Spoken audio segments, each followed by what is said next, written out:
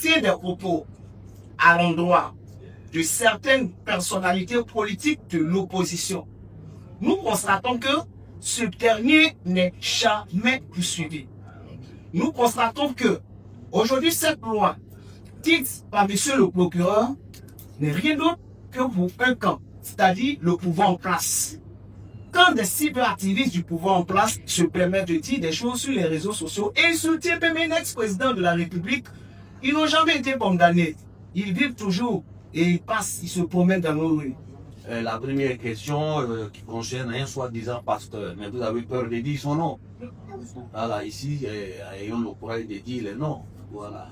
Mais je dis, et je le répète, ce pasteur ou journaliste dont vous parlez, je vous demande de regarder les jours qui suivent. Voilà.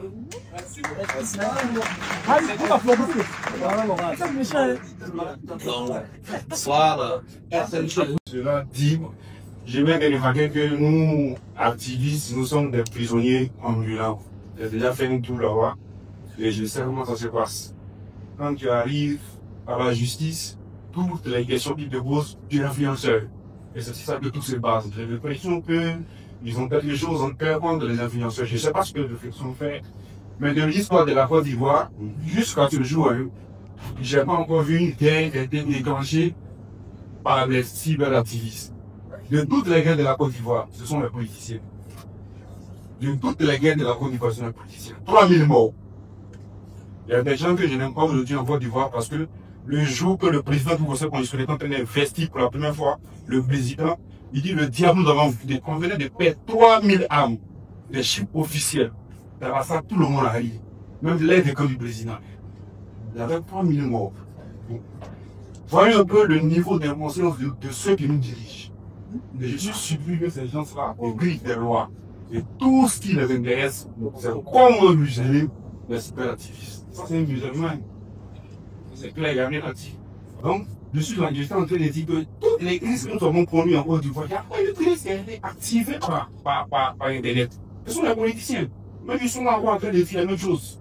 Que si lui, les garçons, il n'a pas sorti. Moi, je suis garçon. Si on ne met pas mon nom sur la liste, c'est qu'on va faire par là. C'est pas nous, ce sont eux les leaders politiques. Et ces leaders politiques sont influencés par des millions de personnes. Ils influencent les jeunes. Les jeunes, quand le jour arrête, qui insulte peut-être le président de la République, c'est pas des choses qu'ils ont pensé. C'est des choses que les leaders disent. Que vous, la justice, vous laissez faire. Ils viennent à la télévision, on les voit insulter. Donc ce qu'ils disent, c'est ce que les enfants la répètent souvent sur les réseaux sociaux. S'il y a quelqu'un éduqué, c'est pas. S'il y a quelqu'un éduqué, c'est pas directement nous. Ce que je voudrais faire observer, c'est que c'est un nouveau départ qui commence aujourd'hui. Et c'est valable pour vous, les influenceurs, les blogueurs, les journalistes, dans tous les domaines, et c'est valable pour les politiciens. J'ai l'habitude de le dire, la casquette des politiciens ne constitue pas une immunité. Donc, aujourd'hui, j'ai dit que nous allons passer à un niveau supérieur. Aujourd'hui, la CTF de dire votre part. Voilà. Les autres, leur part, leur sera dit. On passe à un niveau supérieur de la répression. Quand on dit la récréation est terminée, ce n'est pas seulement vous, les responsables, vous qui gérez les sites, et ou bien les internautes, ça à l'égard de tous les citoyens. On va prendre la parole, vous l'avez constaté lors des différentes audiences, il doit rester debout. Parce que c'est lui qui représente l'État et en toutes circonstances, l'État doit être debout et restera debout. C'est pour cette raison que chaque fois que nous prenons la parole, nous restons debout pour faire passer notre message. Je voudrais remercier d'avoir répondu massivement à mon invitation. C'est vrai, certains ont dit qu'ils avaient peur, qu'ils voulaient même venir avec leurs valises de peur d'aller à la prison. Non, ce n'est pas le cas. Aujourd'hui, il s'agit de faire passer un message, d'échanger avec vous à travers les lois qui régissent les réseaux sociaux, si vous voulez, la presse et la presse. Donc, il est de mon devoir de procéder d'abord à de la sensibilisation avant même qu'on arrive à une phase de répression. Donc aujourd'hui, nous sommes dans un cadre de sensibilisation et faire passer un message parce que nous sommes dans une période cruciale pour l'État qui est notre pays, la Côte d'Ivoire. Alors, j'ai eu la chance de rencontrer M. Syriac et nous avions réfléchi ensemble pour voir les modalités d'organisation de ces échanges, de cette rencontre et des concerts aussi avec l'AMSI.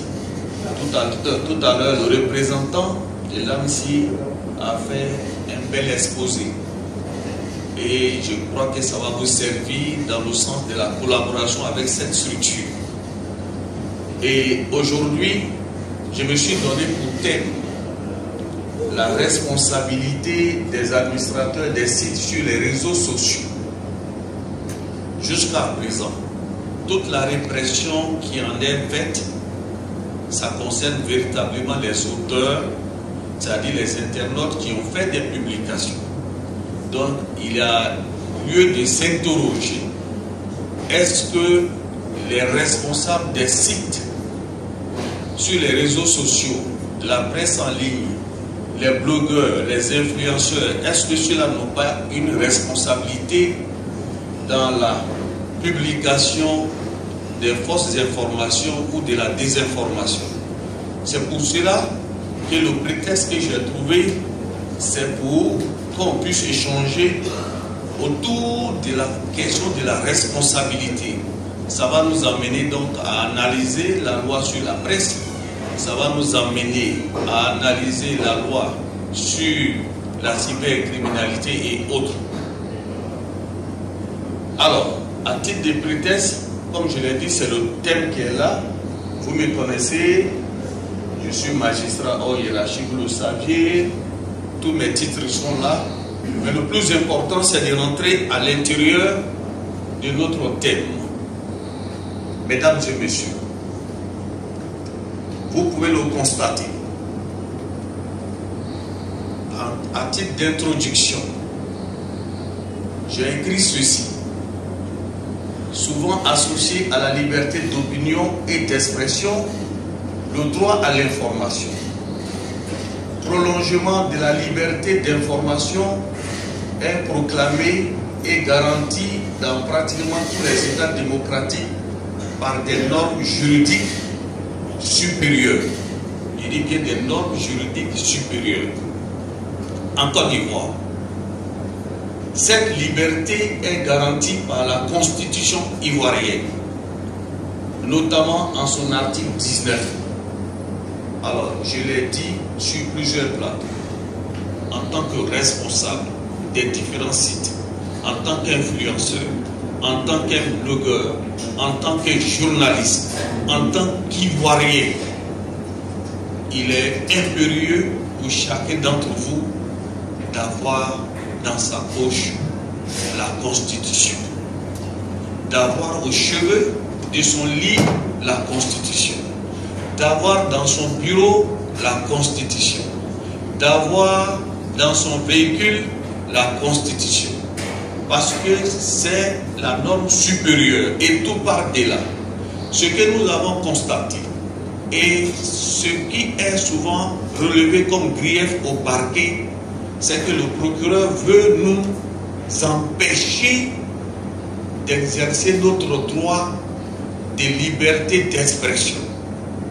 Or, l'article 19 affirme ceci: la liberté de penser et la liberté d'expression, notamment la liberté de conscience, d'opinion philosophique et de convictions religieuses ou de culte, sont garanties à tous. C'est clair, tout le monde a cette liberté d'opinion philosophique et de convictions religieuses ou de culte, c'est garanti à tous. chacun a le droit d'exprimer et de diffuser librement ses idées. La liberté d'expression, c'est ça, c'est ce que tout le monde proclame. Et c'est ce que la Constitution dit. Chacun a le droit d'exprimer et de diffuser librement ses idées. Le législateur a mis un point. Ces libertés s'exercent sous la réserve du respect de la loi, des droits d'autrui, de la sécurité nationale et de l'ordre public. C'est là le plus important. Vous devez savoir que la Constitution ivoirienne proclame la liberté d'expression. Mais dans sa mise en œuvre, ce principe a des exceptions. Vous êtes libre de dire ce que vous voulez, sous réserve que ce que vous allez dire ne viole pas la loi. Or, ce que vous avez dit, mais il faut savoir qu'il y a une loi qui interdit cela. Ce que vous allez dire, ça peut tomber sous le coup d'une loi. Ça veut dire qu'il faut connaître les lois ivoiriennes. C'est la première restriction. Ce que vous allez dire ne doit pas violer les droits d'autrui. Et si vous tenez des propos injurieux, vous diffamez quelqu'un au nom de la liberté de parole et d'opinion ou d'expression, mais vous avez violé les droits d'autrui de quelqu'un qui a un droit de porter une plainte. On va dire encore, c'est le même procureur, nous sommes persécutés, mais il faut faire très attention. Après le respect des droits d'autrui, vous aviez la sécurité nationale. C'est-à-dire ce que vous allez véhiculer, ce que vous allez dire ne doit pas porter atteinte à la sécurité nationale. C'est très important. Si vous aviez tenu des propos de nature à appeler à l'insurrection, descendez dans la rue. Descendez dans la rue. Est-ce que ça ne porte pas atteinte à la sécurité nationale? C'est ça qui va être le débat. Faites très attention à cela. Donc chaque fois que vos propos, ou bien les propos d'un individu, ou bien les propos tenus sur une plateforme, mettent en mal la cohésion sociale, ou bien peut porter atteinte à la sécurité nationale, alors vous allez trouver le procureur de la République sur votre chemin. C'est assez clair et simple sur la base de ce qui est dit ici. Dernière exception, l'ordre public. Si vous êtes libre de vos opinions, de vos pensées, de vos expressions, mais ce que vous allez véhiculer ou publier ne doit pas entraîner des troubles à l'ordre public. Et c'est ce que beaucoup de nos concitoyens ne connaissent pas.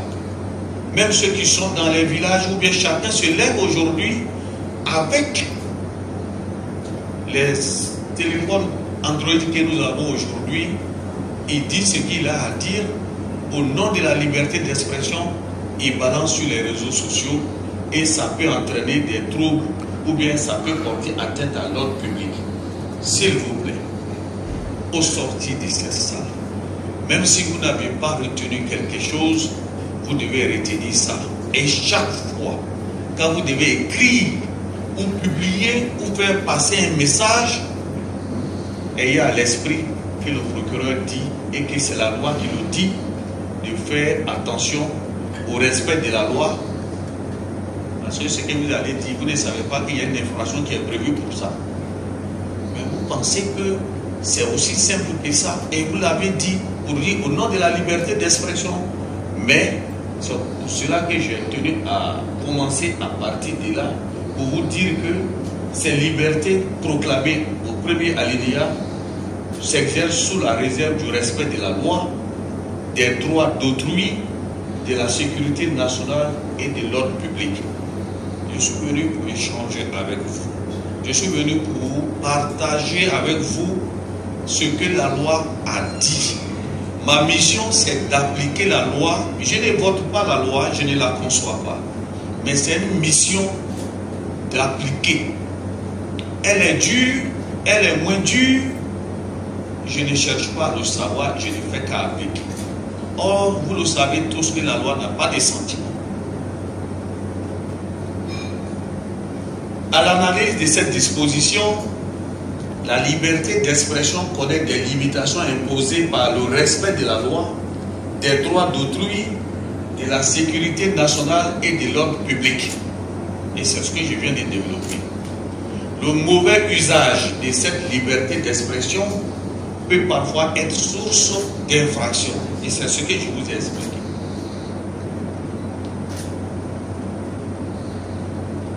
Dans 29 jours, hier nuit, c'est ce que j'ai écrit, je pense que ça doit être ça.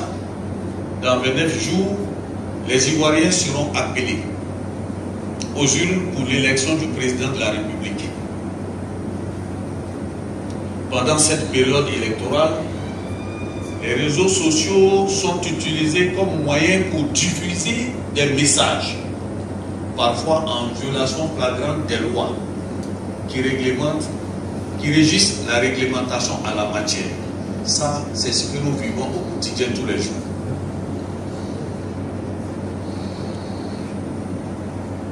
L'on constate donc avec regret la publication sur plusieurs sites des messages d'appel à l'insurrection. Si vous faites des messages d'appel à l'insurrection qui est une infraction prévue, alors le procureur sera obligé encore d'initier des poursuites contre vous. Des propos injurieux, ça c'est le quotidien. Tout à l'heure, on vient de parler du cas d'Enoch, qui est passé par devant le tribunal correctionnel hier. Nous avions sa vidéo sur clé. Nous avions mis dans la salle d'audience pour que tous ceux qui sont venus pour assister à cette audience puissent entendre ce qu'il a dit avec les baffes et tout le monde a entendu. Il a reconnu encore, mais avec regret. Il ne faut pas attendre ce moment. Il ne faut pas attendre ce moment. Nul n'est caché aujourd'hui en Côte d'Ivoire. L'État a mis les moyens nécessaires pour vous retrouver. Oui, les moyens sont là et les hommes sont là, ils sont qualifiés pour cela. Alors donc, autant de part se laisser entraîner par ça. Naturellement, le procureur de la République a requis 5 années. On va dire c'est excessif ou bien non. C'est ce qu'il mérite. Il appartient au tribunal d'apprécier. Et le tribunal a estimé qu'il fallait aller dans ce sens. Donc, c'est des exemples que nous citons, mais ce n'est pas des bons exemples à répéter. Donc, des propos injurieux, des diffusions de fausses informations. Tout à l'heure, monsieur le commissaire a donné les informations et tout ce qu'il faut sur les fake news. Donc, les fausses informations ayant pour conséquence des troubles à l'ordre public, etc.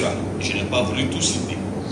Face à cette dérive langagère, il y a lieu de se demander que font les administrateurs de ces sites pour freiner ces publications qui créent parfois la psychose au sein de la population et mettent à mal la cohésion sociale. Alors, c'est ça.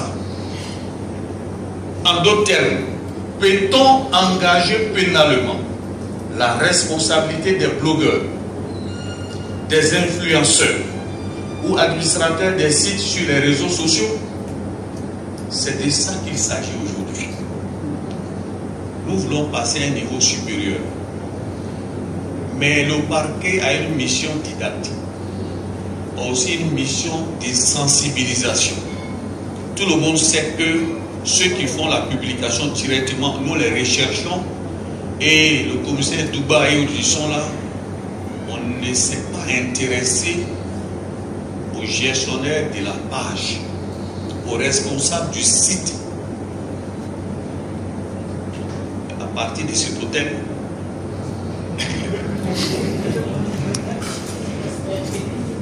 dès que je descends et que j'arrive à mon bureau, on va s'intéresser à ça. Ah oui, oui, oui. Oui. Non, mais je vous dirai pourquoi, puisqu'on va analyser la loi. Donc, dans le cadre de ces échanges, nous allons articuler notre présentation sur les points suivants. C'est un prétexte toujours pour qu'on puisse engager la discussion. Dans un premier temps, je vous parlerai du cadre légal. Vous le savez très bien, pour toute infraction, il faut forcément qu'il y ait une loi qui réprime le comportement antisocial. Et puis, je vais examiner avec vous les obligations des responsables des sites sur les réseaux sociaux. Et puis, enfin, je vais vous donner une liste d'infractions avec des sanctions encourues pour que vous voyez un peu les peines. Et ça doit attirer votre attention pour dire attention, si d'aventure je suis poursuivi avec des éléments objectifs, quelle que soit la qualité des avocats que je vais avoir, je risque d'être condamné à telle peine. Ensemble, nous allons parcourir ça. Le cadre légal. Dans les sociétés modernes, nul ne songe à contester l'intérêt que représentent les nouvelles technologies de l'information pour les individus, les entreprises et les institutions. On ne peut que se réjouir des avantages qu'offrent les moyens électroniques pour la collecte, le stockage, la conservation et la transmission des informations. Hélas, les nouvelles technologies de l'information constituent aussi, on est obligé de l'admettre, un potentiel risque spécifique. Les délinquants en tirent aussi profit. C'est pourquoi le développement de ces nouvelles technologies engendre de nouveaux problèmes auxquels il faut faire face. À cet égard, chaque État tente de trouver des solutions appropriées pour une répression efficace de la nouvelle forme de cybercriminalité. En Côte d'Ivoire, notre beau pays, la participation aux activités dans le cyberspace est régie par 3 lois fondamentales que vous devez parcourir au fur et à mesure. Nous avons la loi sur la cybercriminalité. Vous devez tout faire pour avoir la loi numéro 2013-451 du 19 juin 2013 relative à la lutte contre la cybercriminalité. Et cette loi a été modifiée par la loi numéro 2023-593 du 7 juin 2023. Et dans cette modification, ce sont les articles 17, 33, 58, 62 et 66 qui ont été concernés. Et vous allez, si vous allez voir ces différents articles, vous verrez que le législateur a décidé d'augmenter le quantum des peines, oui, privatives de liberté, et les amendes qui constituent des peines complémentaires, en tenant compte de l'ampleur des dégâts que causent les réseaux sociaux. Donc, la loi sur la cybercriminalité, cette loi vise à réprimer toutes les infractions commises sur les réseaux sociaux à travers un système d'information. On va analyser la plupart de ces infractions en grand 3. Donc c'est la première loi qu'il faut avoir à l'esprit. Deuxième loi, je ne vais pas rentrer à l'intérieur puisque ce n'est pas forcément ça, mais c'était pour vous montrer d'abord le cadre légal. C'est la loi sur la presse. La loi sur la presse, vous avez d'abord la loi numéro 2017-867 du 27 décembre 2017 portant régime juridique de la presse. Elle a été modifiée par la loi numéro 2022-978 du 20 décembre 2022 qui réprime les infractions commises aussi bien par la presse écrite que dans les productions d'informations numériques. Ça, vous le savez, c'est cette loi qui gère ou bien qui organise la profession des journalistes avec les sanctions administratives et les sanctions pénales. J'ai dit la fois dernière, à travers cette loi, en son article 89, il est interdit à l'organe poursuivant, c'est-à-dire le ministère public, de garder à vue un journaliste. On va vous convoquer, vous répondez, on va vous poser des questions, mais on ne va pas vous mettre au violon. Le dossier peut être transmis au procureur de la République. S'il décide de donner une suite, on va vous convoquer devant le tribunal par la voie de la citation directe. Vous serez jugé si les éléments ou les indices sérieux et concordants que nous avons retenus pendant l'enquête préliminaire, alors nous allons les transformer en preuves devant le tribunal. Et si vous êtes condamné, vous n'allez pas aller en prison parce que la loi a interdit cela. Vous connaissez bien cette loi, il y a beaucoup de journalistes ici. La peine, le plus souvent, c'est des peines pécuniaires, des condamnations pécuniaires. On va analyser la plupart de ces condamnations. La loi sur le régime juridique de la communication audiovisuelle.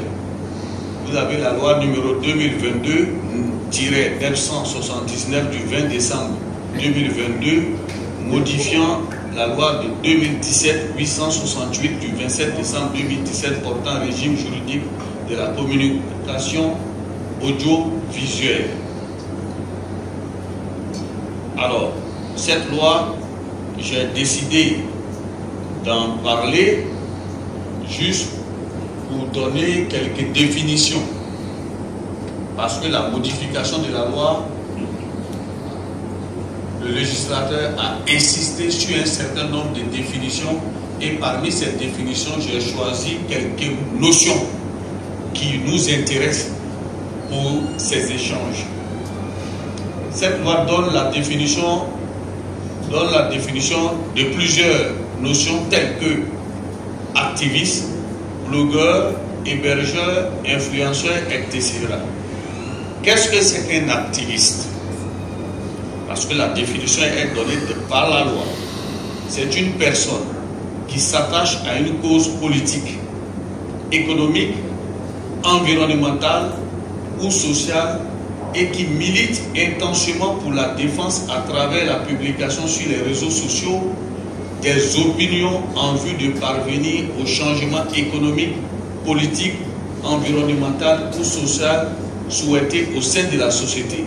Donc vraiment, si vous dites que vous êtes activiste, voilà la définition du mot activiste. Et quand vous lisez ça, vous ne voyez pas en quoi on va vous poursuivre pour dire que vous avez tenu des propos haineux, vous aviez parlé des propos xénophobes, vous avez fait appel à l'insurrection. Non, c'est assez clair. En vue de parvenir au changement économique, politique, environnemental ou social souhaité au sein de la société. C'est des contributions, comme le commissaire le disait, c'est des contributions comme M. Syriac le disait. Le blogueur, personne ayant créé son blog, son journal ouvert à tous sur un site internet. Hébergeur, communicant appelé hébergeur web ou hébergeur internet désigne l'entité qui propose comme service l'hébergement d'un site web. L'hébergeur est un acteur du web qui dispose de serveurs connectés à Internet sur lesquels sont stockés les différents contenus d'un site web. C'est des définitions que j'ai eu à prendre dans cette loi. Influenceur. Ça, aujourd'hui, chacun s'octroie, beaucoup d'hommes s'octroient la qualité d'influenceur. Un influenceur, au regard de la loi, est une personne qui utilise les réseaux sociaux, les blogs, les vidéos et autres moyens de communication sur le web pour diffuser ses opinions auprès des internautes et qui est capable d'influencer ces derniers en modifiant leur mode de consommation. Mais modifié dans le bon sens, mais pas dans le mauvais sens. C'est la loi qui le dit. En grand 2, j'ai décidé qu'on examine ensemble la responsabilité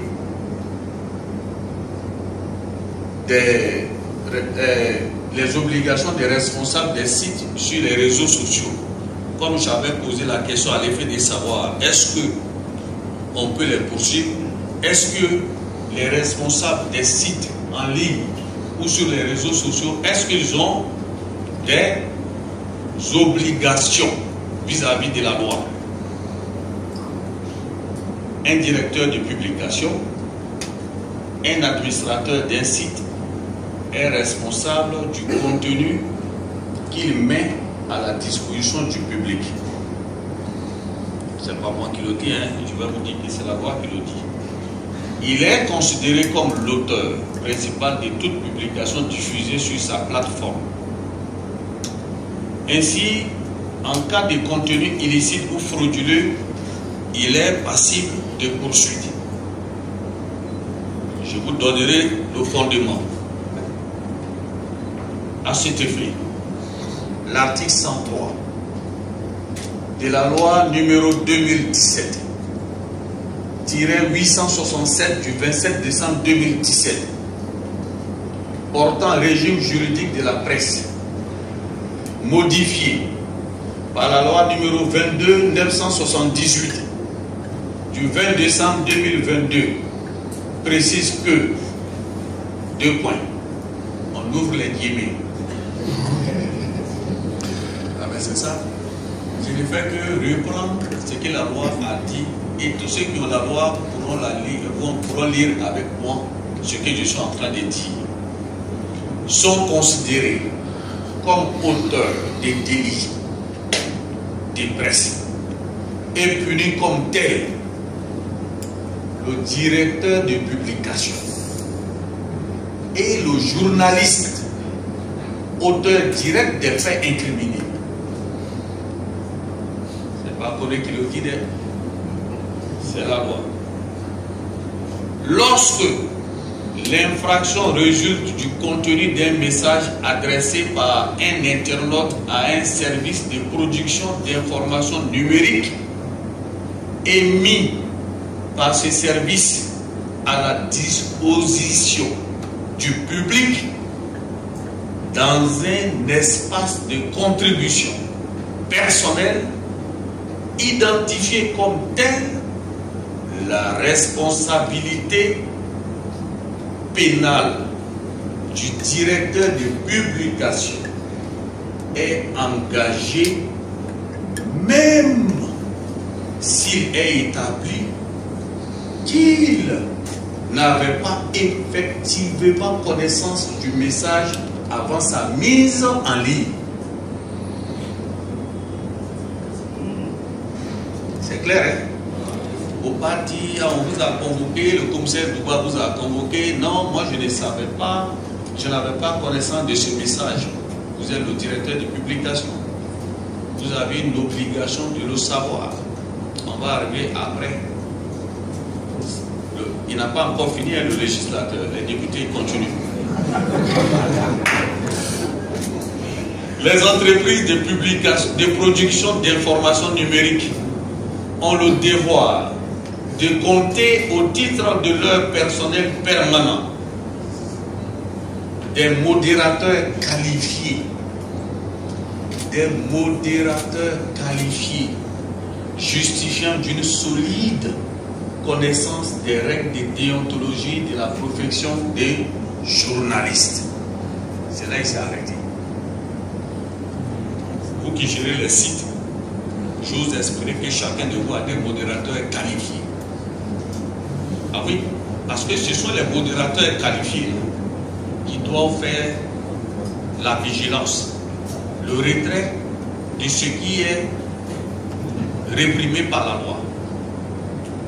C'est ce qu'il dit. Ce n'est pas nous. Donc lorsque nous poursuivons quelqu'un, nous on reçoit aussi cet article et on dit examinons ensemble. Oui, c'est ce que le commissaire Touba a dit, examinons ensemble.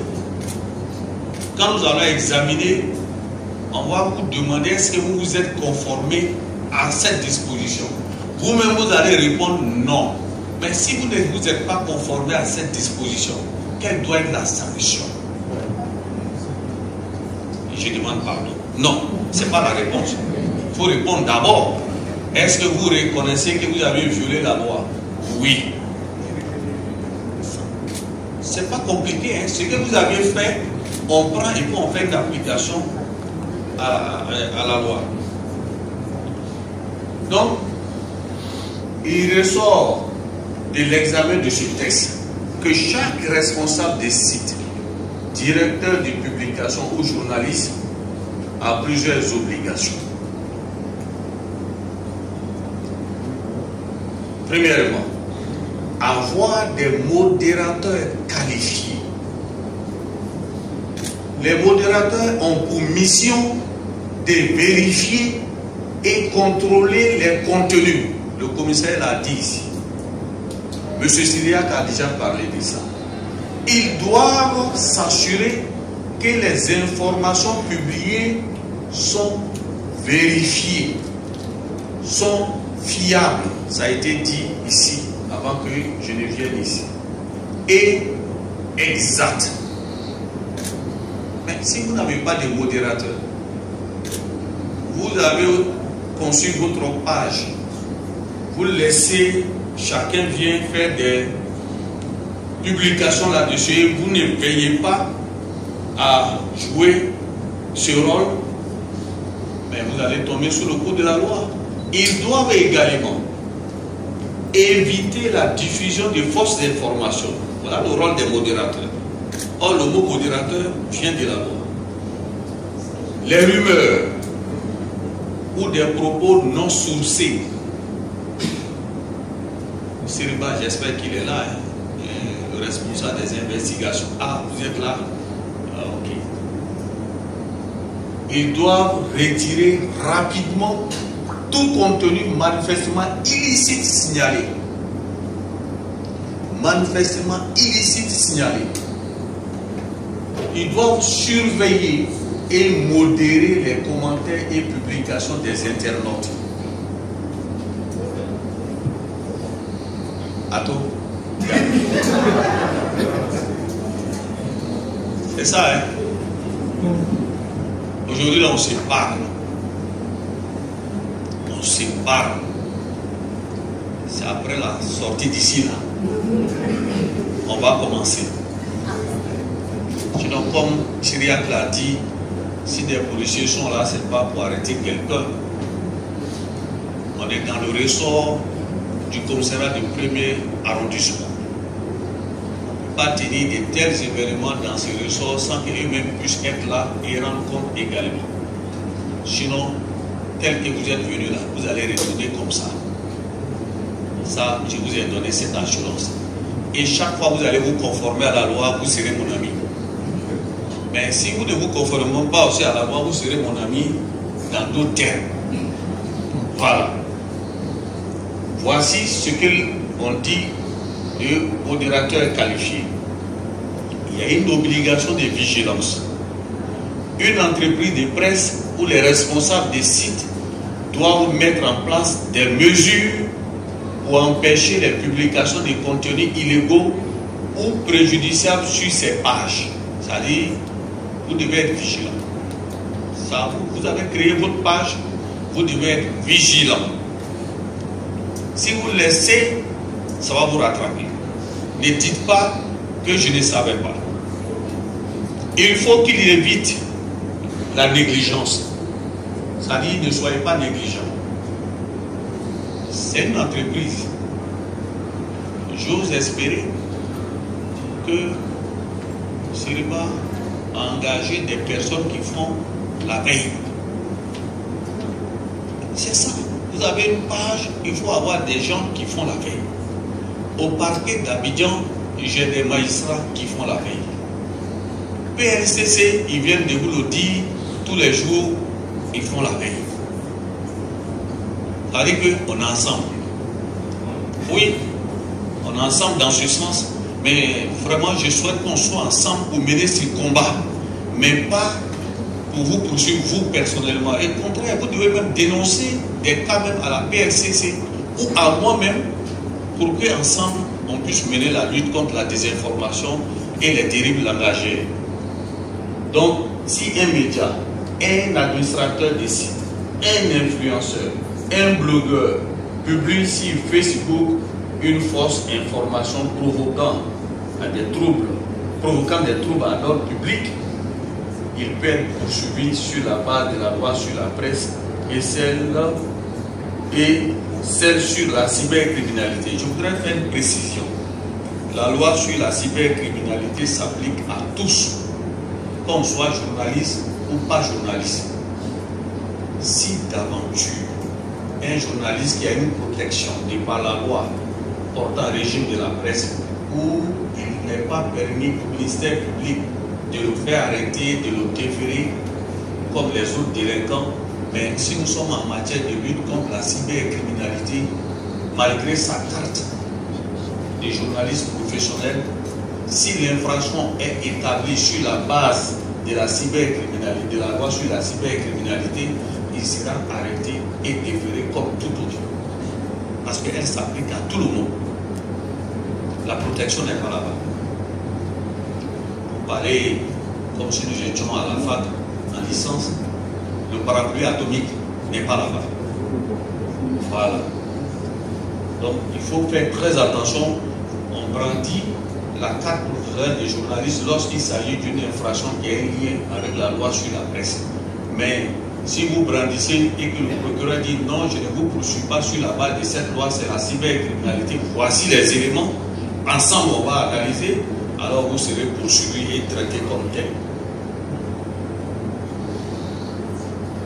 Ces responsables ont l'obligation de respecter les lois sur la presse et sur la cybercriminalité, éviter tout contenu diffamatoire, injurieux ou portant atteinte à l'honneur et à la dignité. Chacun de nous a un honneur, chacun de nous a une dignité. Il y a certains propos tenus sur certaines pages qui portent atteinte à la dignité de l'être humain, à la vie privée de l'être humain. Et le préjudice moral ne peut pas être effacé. On ne peut pas effacer le préjudice moral. Chaque jour que Dieu fait, ça va traîner, ça va passer, ça va passer. Toutes vos connaissances aux États-Unis, en Mauritanie, en Inde, au Japon, ils vont continuer de vous appeler pour attirer votre attention, pour dire hey, Yako, avec tout ce que tu subis là, Yako, Yako.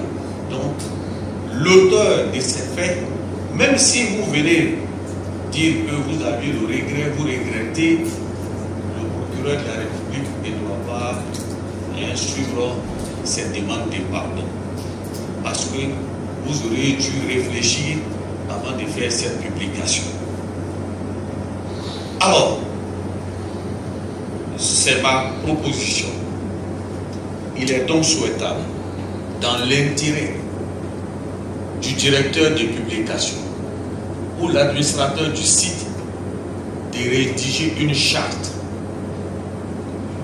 qui qui comprendra plusieurs principes à titre d'exemple. C'est-à-dire, moi j'ai ma page. Si vous voulez faire des publications sur ma page, vous devez pouvoir dire voici les conditions. Si vous ne remplissez pas ces conditions, dès qu'il y a la publication, l'équipe de modération étant là, on supprime ou on retire immédiatement. Vous devez, chacun doit pouvoir avoir une charte. Souvent même la loi parle même des mentions légales en bas. Je crois que les journalistes comprennent ce que je vais dire là.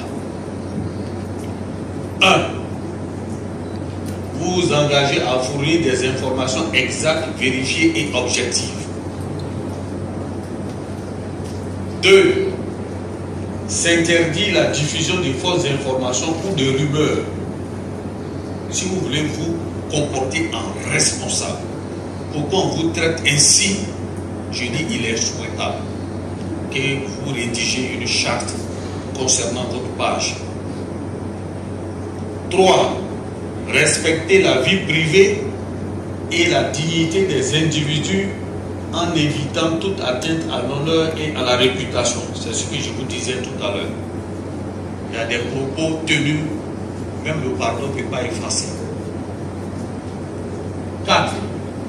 Éviter les propos injurieux, les propos xénophobes, les appels à la violence et à l'insurrection, les discours haineux, diffamatoires, discriminatoires ou offensants fondés sur la race, l'ethnie, la religion, je vais dire le genre, l'orientation sexuelle ou toute autre caractéristique protégée.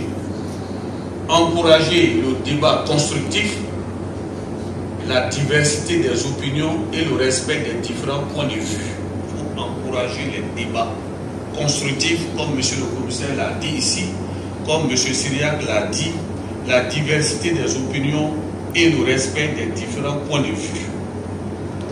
Ça, je dis, il est souhaitable et ça va vous arranger. Cette charte, à défaut d'avoir forcément des modérateurs en amont, la charte est là. Si ne remplit pas cette condition, vous n'acceptez pas. C'est aussi simple que ça.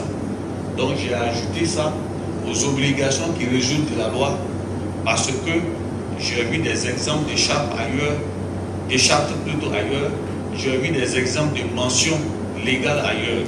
Donc je pense que dans le souci de se faire respecter ou de rendre crédible votre page, votre site, il est souhaitable que vous puissiez mettre en place une charte. C'est une règle de déontologie pour pouvoir publier des informations sur votre site. Ceci étant dit, je l'ai dit dans l'introduction, nous allons ensemble parcourir certaines infractions et les sanctions encourues. Quand vous le regardez comme ça, on croit que c'est fait pour les autres, mais on applique ça tous les jours. Tous les jours. Et il faut faire très attention. J'ai dit, tant que vous pouvez éviter d'aller en prison, il faut mettre tout en œuvre pour ne pas aller en prison. Chaque fois que vous devez publier quelque chose, ayez des experts, des juristes, et puis ayez à l'esprit les différentes lois que je viens de citer. Diffusion de nouvelles forces de nature à jeter le discrédit sur les institutions ou leur fonctionnement. Cette infraction est également punissable si commis par voie de presse. C'est par voie de presse qui est là. Vous voyez, article 183, vous prenez 183 du code pénal, vous verrez les peines qui sont là. Offense au chef de l'État, commis même si sur les réseaux sociaux ou par voie de presse. Vous voyez ici. Mais il y a cybercriminalité, hein. On va arriver là-bas encore. outrage aux membres du gouvernement, députés et autres, les présidents des institutions, ou bien sur les réseaux sociaux ou par voie de presse, vous avez article 269, voici un peu. Discrédit sur un acte ou une décision de justice de nature à porter atteinte à l'autorité de la justice. Vous aviez des peines qui sont là. Création ou diffusion d'écrits, messages, photos, sons, vidéos, dessins ou toute autre représentation d'idées ou de théories de nature raciste ou xénophobe par le biais d'un système d'information. Ah, là, vous avez vu, l'article a été modifié là-bas et vous vous retrouvez de 10 à 20 ans d'emprisonnement ferme. C'est ce que la loi dit. Là, il y a eu une modification. Vous voyez, article 58 nouveau. Voilà, de la loi sur la loi relative à la lutte contre la cybercriminalité. Donc, en 2013, la peine n'était pas ce qui est là. Mais en 2023, nous sommes passés de 10 à 20 ans. Ça veut dire que, mine de rien, vous pouvez prendre 10 années d'emprisonnement, qui est le minimum. Et ça, le législateur l'a voulu. Je vous ai dit que cette modification avait pour objet d'augmenter le quantum des peines. Menace de mort ou de violence par le biais d'un système d'information. Quand vous voyez système d'information, c'est les réseaux sociaux, voilà, l'internet. Menace de mort ou de violence à caractère raciste, xénophobe, ethnique, religieux ou faisant référence à un groupe qui se caractérise par la race, la couleur, l'ascendance ou l'origine nationale ou éthique. Là, il y a l'article 59 de la loi relative à la lutte contre la cybercriminalité. Vous voyez, ça a été aussi sévère de l'autre côté de 2 à 5 ans d'emprisonnement et puis 10 à 20 ans d'emprisonnement avec des amendes très élevées. C'est la loi sur la cybercriminalité. Or, tout ça, ça concerne les réseaux sociaux. Vous aviez diffusion ou émission de toute expression outrageante. Ici, là, c'est les injures. Voilà, c'est les termes juridiques qui sont là. Tout terme de mépris ou toute invective de renfermant l'imputation d'aucun fait par le biais d'un système d'information. Vous voyez, là encore, ça a été modifié. Article 60 nouveau. Voilà, relative à la lutte contre la cybercriminalité qui a été modifiée en 2023. Vous avez de 1 à 10 ans d'emprisonnement ferme, 5 millions à 10 millions de francs CFA à titre d'amende. Ce n'est pas le procureur qui le dit, c'est ce que la loi dit. Vous avez la production, la mise à disposition d'autrui ou diffusion des données de nature à troubler l'ordre public ou à porter atteinte à la dignité humaine par le biais d'un système d'information. L'article 62 nouveau de la loi sur la cybercriminalité va de 1 mois à 10 ans d'emprisonnement et de 5 millions à 20 millions de francs d'amende. J'ai dit que on allait voir si d'aventure on peut engager la responsabilité des responsables des sites, des blogueurs, des influenceurs. Alors donc j'ai répondu par oui et je vous ai donné une idée. Celui qui a fait la diffusion sur votre page est passible de poursuite. À compter d'aujourd'hui, 26,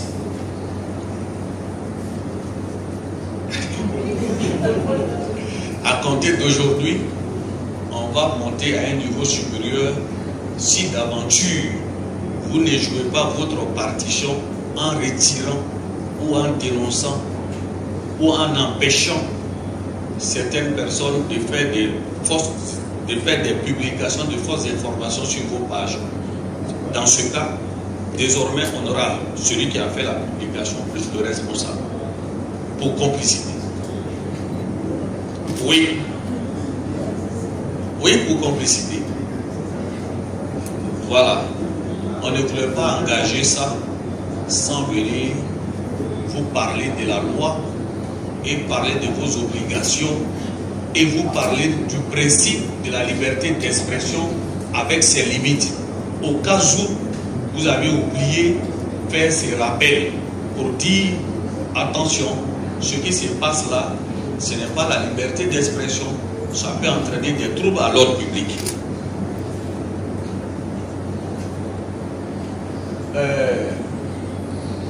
J'avais déjà parlé de ça. Non. Diffamation par voie de presse, bon, voilà, c'est les infractions relatives à la loi concernant la presse. Vous allez voir que tout ça, ce sont des condamnations avec des peines d'amende. Tout ce qui concerne la loi sur la presse, concernant les journalistes, c'est des condamnations pécuniaires qui, diffamation commise par voie de presse ou par tout autre moyen de communication au public envers un groupe de personnes en raison de leur race, origine, article 94. Ça, la peine c'est 2 millions à 5 millions de francs CFA. Vous verrez qu'on n'a pas dit qu'on vous prive de vos libertés pendant tel nombre d'années ou bien pendant tel nombre de mois. Non. Injure par voie de presse, c'est assez clair. Injure par voie de presse. La peine 2 millions à 10 millions. Voilà. 2 millions à 10 millions. Bon. Si Seriba Kone, une infraction est commise par lui par voie de presse, il est le président des journalistes d'investigation et que les éléments sont à notre possession, on le poursuit. Le parquet va demander en tout cas le canton le plus élevé, espérant qu'il pourra payer 10 millions. L'audience aura lieu, il va retourner à la maison. Lorsque la décision va devenir définitive, non, on ne va pas saisir. Lorsque la décision va devenir définitive, eh bien, il faut bien qu'il paye. S'il ne paye pas, alors on sera obligé de procéder au recouvrement de l'amende judiciaire. En procédant au recouvrement de l'amende judiciaire, et que s'il est dans l'incapacité de payer l'amende qui doit être versée au trésor dans les caisses de l'État, alors les dispositions prévues par le Code de procédure pénale en ses articles 441 et autres seront mises à contribution pour qu'il paye. Et c'est en cela qu'il risque de se retrouver en prison parce que tout est prévu. Voilà. Voilà. Apportez-moi mon code procédure pénale. Voilà. Il faut que les choses soient assez claires. Il faut que les choses soient assez claires. Parce qu'on est ensemble, il faut qu'on se donne le maximum d'informations pour que nul n'en ignore.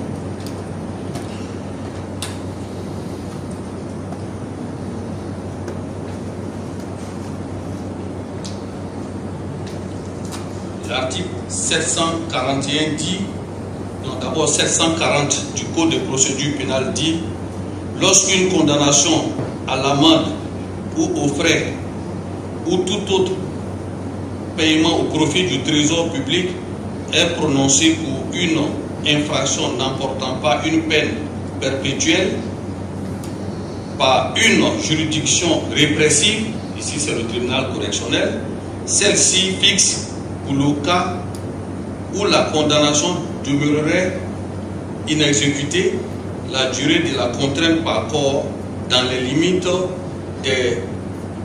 limites ci-dessus prévues. Lorsque la contrainte par corps garantit le recouvrement de plusieurs créances, sa durée est fixée d'après le total des condamnations. Article 741. La durée de la contrainte par corps est régie ainsi qu'il suit.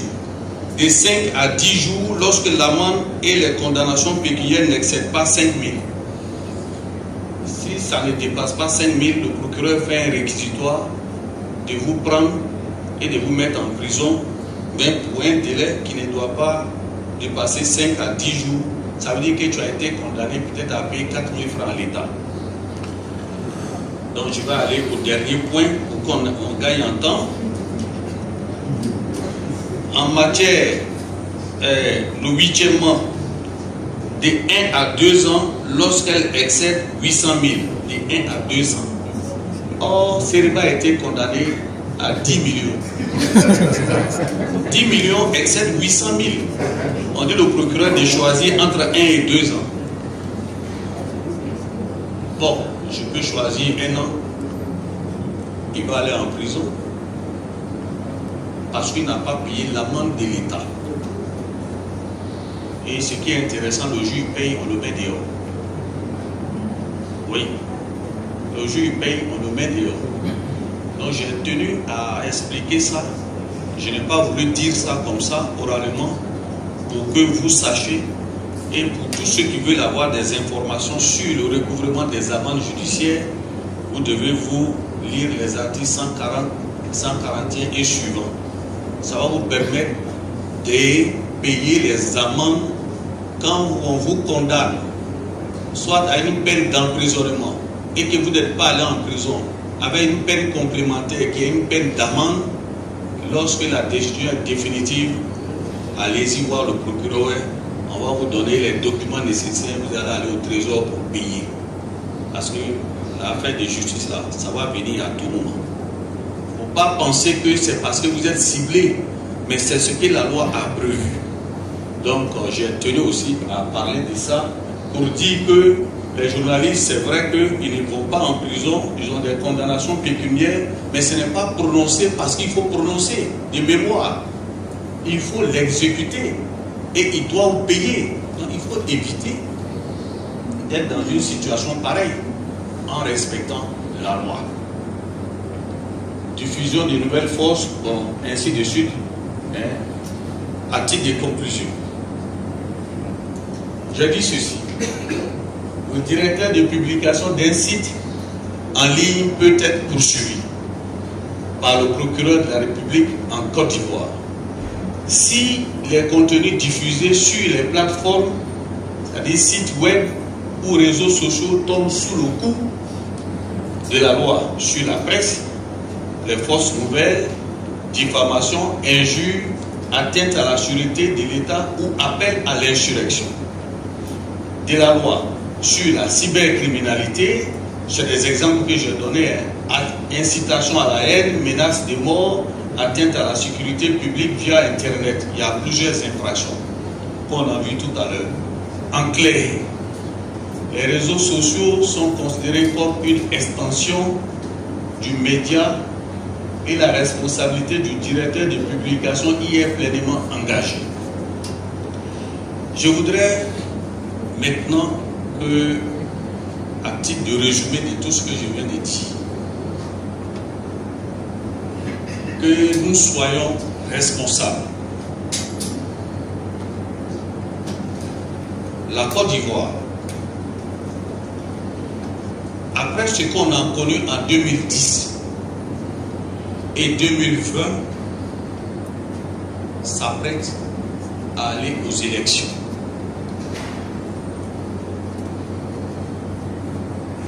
Qu'est-ce qu'on a constaté? Ce sont des propos irrespectueux,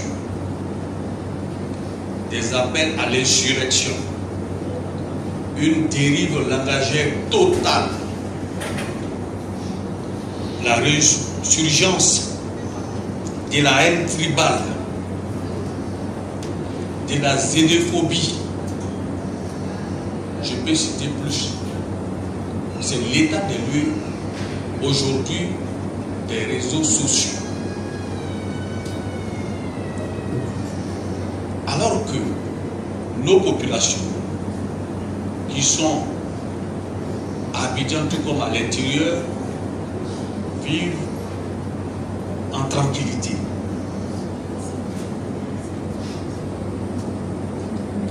Mais ce sont les réseaux sociaux qui, ou bien les individus sur les réseaux sociaux qui créent aujourd'hui la psychose, la terreur. Du coup, il y a des messages qui sont véhiculés juste pour entretenir la cause, la terreur au sein de la population. Parfois même, on vous appelle ou on fait des publications publiques, de faire des provisions parce que les jours qui arrivent seront difficiles. Mais vous, les responsables de ces sites, je vous engage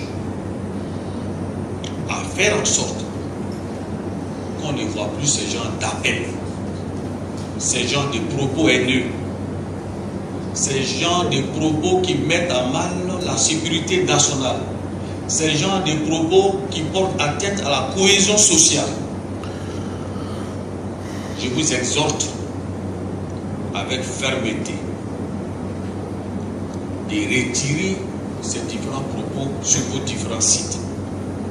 Je vous exhorte à mettre en place des modérateurs pour éviter de vous trouver dans des liens de la poursuite. Je suis passé sur plusieurs chaînes de télévision pour mettre en garde les internautes et les responsables des différents sites de faire attention aux différents propos qui aujourd'hui portent atteinte à l'ordre public. Mais si je suis passé pour faire passer ce message, mais je dois sévir. Et je vais sévir. Si d'aventure, vous ne faites pas ce qui relève de vos propres obligations, si vous ne faites pas la clarification, si vous ne faites pas le filtre de tout ce qui est publié sur vos pages, alors je serai obligé d'engager des poursuites contre vous. Et tenez-vous bien, ce ne sont pas des menaces. Non, non, ce ne sont pas des menaces. Mais c'est la vérité. Je suis venu, c'est la vérité. C'est la vérité. Chaque fois, à compter d'aujourd'hui, et j'ai mis la PLCC à contribution, je leur ai dit de recruter davantage de personnel pour continuer la veille, la surveillance des réseaux sociaux, afin que, si d'aventure on constate des propos injurieux, des propos qui mettent, comme je l'ai déjà dit, qui mettent en mal la sécurité nationale, alors on sera obligé, pas on sera obligé, je serai obligé et conformément à la loi d'engager des poursuites contre vous.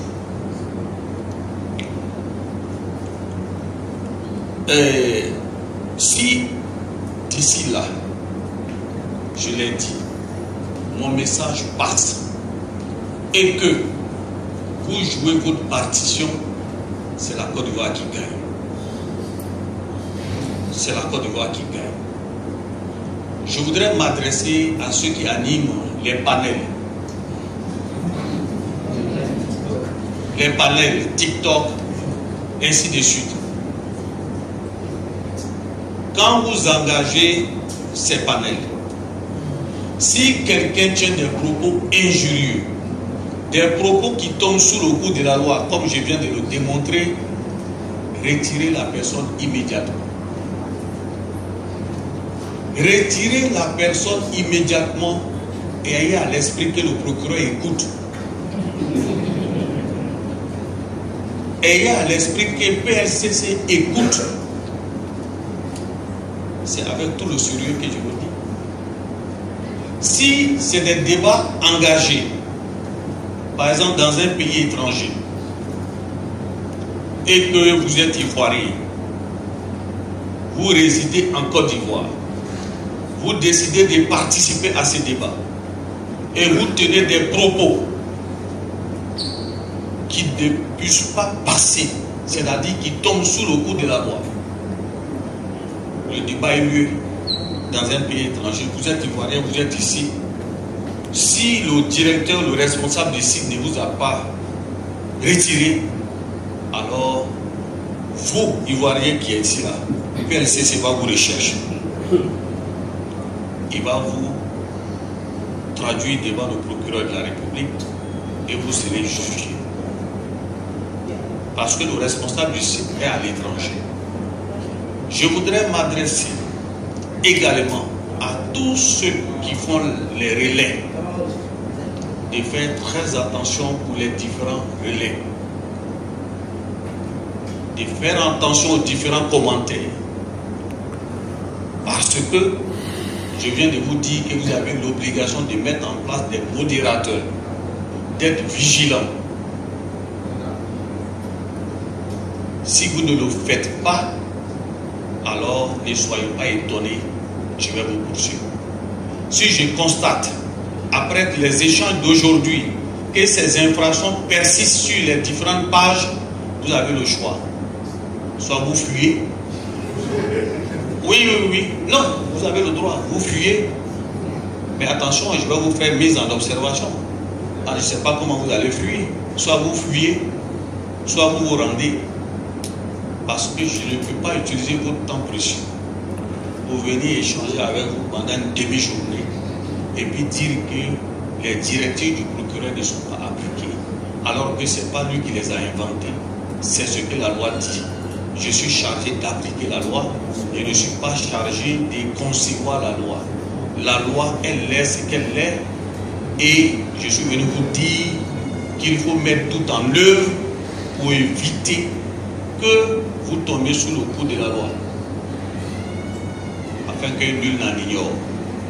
Je l'ai dit et répété, la récréation est terminée. À compter d'aujourd'hui, nous allons passer à une phase supérieure de la répression. Mais nous voulons faire d'abord de la sensibilisation. Parce que tous ceux qui sont dans cette salle, je sais que personne d'entre vous ne va comparaître devant moi. Et j'ai foi en cela. Parce que oui, voilà. Maintenant, si d'aventure vous arrivez devant moi, je vous souhaiterais la bienvenue au parquet. Voilà, pour dire, ce n'était pas un amusement, je suis venu vous mettre en garde. Oui. Ce n'est pas des menaces, mais j'ai dit, l'heure est grave. Mais vous voyez ce qui se passe. Les réseaux sociaux ailleurs, à cause des fausses informations, entraîner des génocides ailleurs. Mais évitez ça. Ceux qui vont vouloir vous utiliser pour vous envoyer des informations pour que vous puissiez les partager, comme le commissaire l'a dit ici, mais ayez à l'esprit que le procureur vous observe. Je le dis avec tout le sérieux. Maintenant, on passe à un niveau supérieur. Mais comme je l'ai dit, aucun d'entre vous dans cette salle ne va comparaître devant moi. Et je vous exhorte à relayer ce que je viens de dire. Je n'ai pas inventé, c'est la loi. Les gens pensent que l'espace des réseaux sociaux n'est pas régi par la loi. L'espace est régi par la loi. C'est pour ça que j'ai commencé par le cadre légal. Vous le savez très bien. Aucune infraction ne peut être réprimée s'il n'y a pas l'élément légal. Je vous ai donné l'élément légal. C'est ceux qui vont jurer la loi et se me donner l'élément matériel. La question sur l'application. De quel élément on va tirer l'intention. Et le parquet fera son travail. Ce n'est pas des menaces, et je le répète, mais c'est la vérité que je vous dis de tout mon cœur pour qu'ensemble on puisse mener le débat constructif pour des bonnes et apaisées élections, sans pour autant permettre à l'un d'entre vous ou à n'importe quel blogueur et influenceur de se retrouver en prison avant les élections, tout comme après les élections. Et je le dis ici que c'est maintenant véritablement que la fin de la récréation est sifflée. C'est sifflé, hein? C'est pas parole comme ça. On peut ne pas croire, on va dire, oh, c'est le même. Oui, mais évitez d'être dans nos mains. C'est pour ça qu'au début, vous avez vu l'image que j'ai présentée. C'est ce que les juges utilisent. Et puis les menottes. Ce n'est pas fortuit. Faisons un effort sur nous-mêmes pour que on puisse aider notre pays à avancer et que les réseaux sociaux ne constituent pas un moyen de créer davantage de troubles à l'ordre public. Je le dis avec tout le respect que j'ai pour vous, avec tout le sérieux, pour que nul n'en ignore. Tout le monde sait que l'adage dit nul n'est censé ignorer la loi. Pour que nul n'en ignore. Je vous remercie.